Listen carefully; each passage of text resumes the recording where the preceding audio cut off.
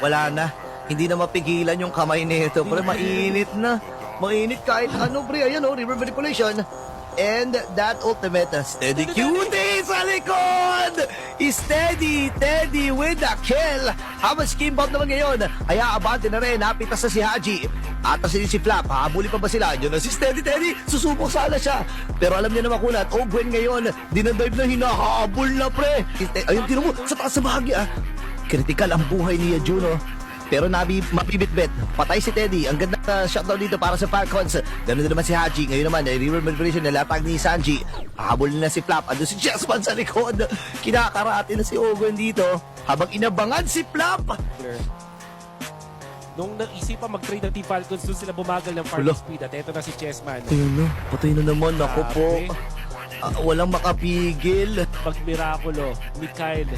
Oo, yun na nga. With the season chin. Aray ko po si Gwen. Natulaw ka agad! Grabe! Oh my goodness! 19 seconds para dun sa Lord. This is game number 14 Wow. for them. If it is what it took para sila mag-champion, they'll gladly take it. Eto na.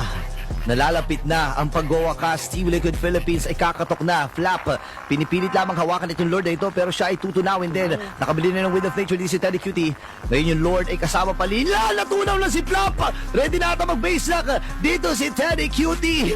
At ang kampiyon sa araw na ito walang iba kundi ang Team Liquid.